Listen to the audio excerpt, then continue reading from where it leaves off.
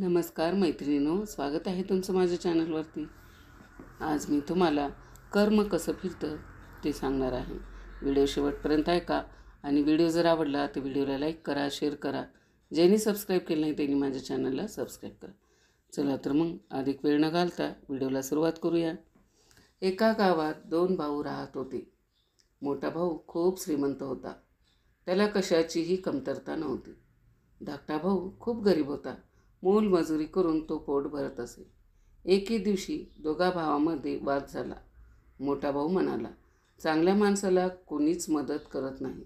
आजच्या जगात चांगल्या माणसाला सुद्धा परमार्थ मिळत नाही, म्हणून दुसऱ्याचं वाईट जरी झालं तरी आधी स्वतःच्या भल्याचा विचार करायला हवा। तेव्हा लहान भाऊ म्हणाला, दुसऱ्याला त्रास देऊन आपलं भलं कसं होईल?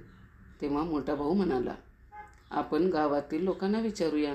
जर तुझा शब्द खरा ठरला तर माझ्याकडे असलेले सर्व धन तुझे राहील, आणि माझा शब्द खरा ठरला तर तुझ्याकडे जे काही आहे ते सर्व माझे होईल। लहान भाऊ म्हणाला, ठीक आहे। आणि दोघे भाऊ गावाकडे निघाले।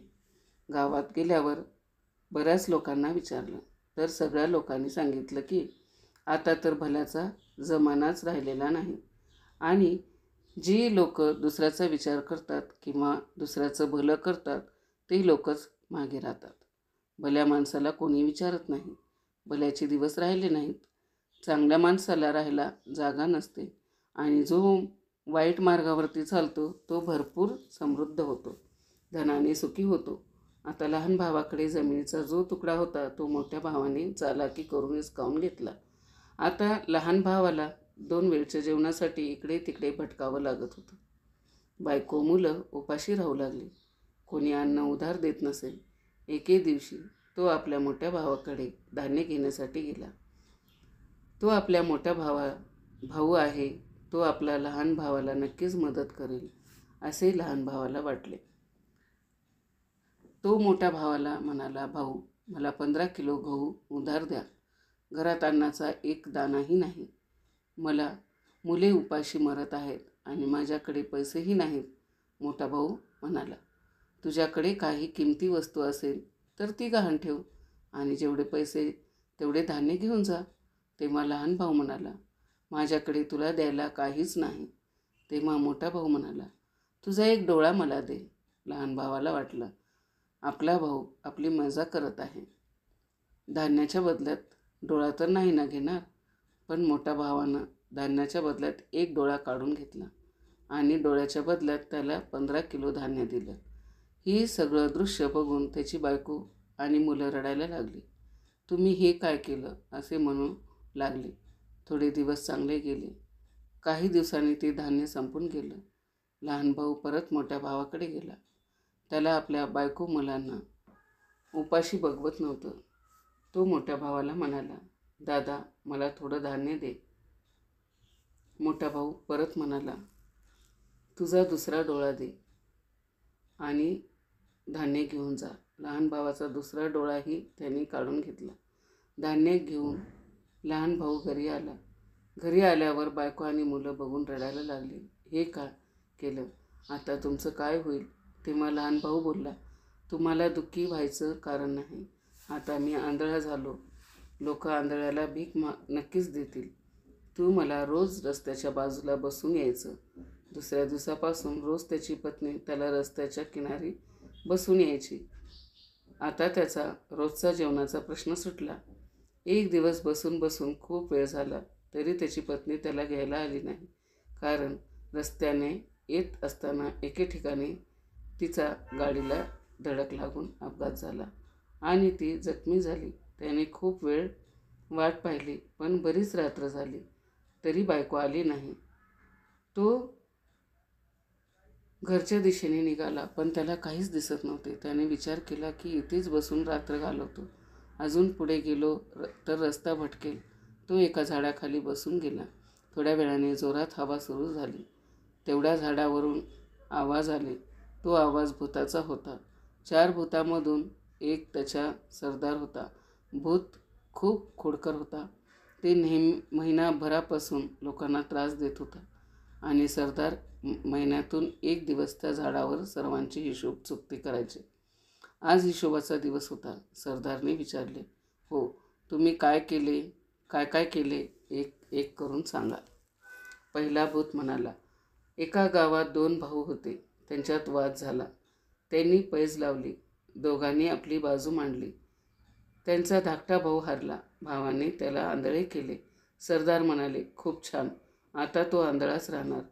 त्याला काय माहिती, सकाळी या झाडाखाली जेव्हा दव पडेल ते पाणी डोळ्याला लावल्याने डोळे बरे होतील.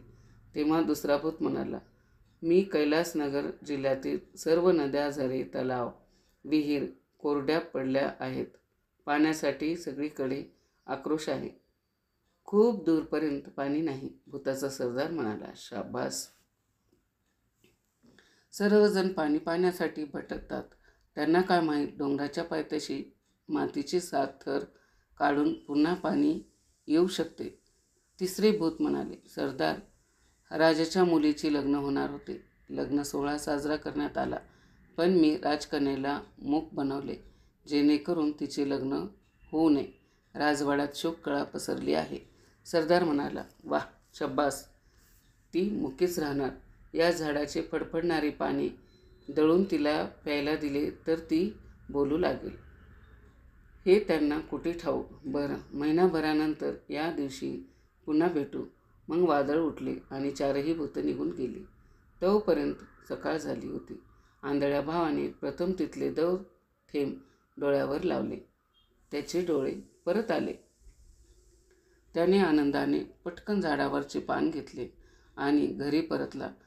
त्याचे डोळे परत आल्याने त्याच्या बायको मुलांना खूप आनंद झाला. त्याने संपूर्ण हकीकत पत्नीला सांगितली आणि घरातून निघून थेट कैलासनगर गाठलं. तिथली अवस्था बघून त्याला रडावंसं वाटलं. जमीन कोरडी पडली होती. कुठेही पाण्याचा थेंबही नव्हता. सगळीकडे आक्रोश होता. त्यांनी डोंगराच्या खालून 7 थर काढले. त्यानंतर विहीर, तलावात पाणीच पाणी झाले. तिथल्या राजाने त्याला अमाप संपत्ती दिली. मग तो राजाबरोबर राजवाड्यात गेला. राजवाड्यात प्रवेश करताच तो म्हणाला, महाराज, मी ऐकलं आहे की राजकुमारी मुकी झाली आहे. मी तिला बरं करू शकतो. त्याने पटकन झाडाच्या पानांना कुस्कुरले आणि राजकुमारीला प्यायला दिले. राजकन्या बोलू लागली. त्यामुळे राजाला खूप आनंद झाला. राजाने त्याची पिशवी सोन्याच्या नाण्याने भरली. त्याला एक घोडा दिला आणि राहायला राजवाडा दिला.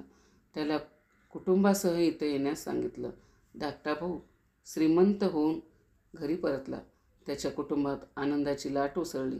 मोठ्या भावाने पाहिलं तर त्याच्याही डोळ्यात आले आणि मनात म्हणाला, त्याच्याकडे इतकं संपत्ती कुठून आली. त्याने धाकट्या भावाला माफी मागितली आणि गुपित सांगण्याची विनंती केली. धाकट्या भावाला त्याची कीव आली. त्याने सर्व रहस्य मोठ्या भावाला सांगितलं. मोठा भाऊ रात्र होण्याची वाट पाहू लागला आणि त्याच झाडाखाली बसला. मग ते वादळ आले आणि भूताचा आवाज ऐकू येऊ लागला. हिशोब सुरू झाला. भूते म्हणू लागली की जे काही झाले सगळ्यावर पाणी फिरले. नक्कीच आपले रहस्य कोणीतरी ऐकले असेल. भूत झाडावरून खाली उतरल्यावरती मोठा भाऊ बसलेला दिसला. मग काय, पटकन त्यांनी त्याचा गळा दाबला आणि मोठा भाऊ जागीच मरण पावला. दुसऱ्याचं वाईट करून श्रीमंत होण्याची इच्छा कधीही मनात ठेवू नका. जे लोक दुसऱ्याचं चांगलं करतात त्याचं वाईट कधीच घडत नाही. माणसांना नेहमी समाधानी असले पाहिजे. जो अधिक लोभी असतो त्याची अवस्था ही मोठ्या भावासारखी होते. म्हणून नात्यामध्ये लोभ आणू नका. हा लोभ नाती दूर करतोच, पण आपण विश्वासाला पण अपात्र ठरतो. जे कर्म तुम्हाला पुढे जाऊन कधी ना कधी फेडावेच लागते. कसा वाटला माझा व्हिडिओ कमेंट करून नक्की सांगा. माझा व्हिडिओ शेवटपर्यंत ऐकला त्याबद्दल आपल्या सर्वांचे मनापासून आभार.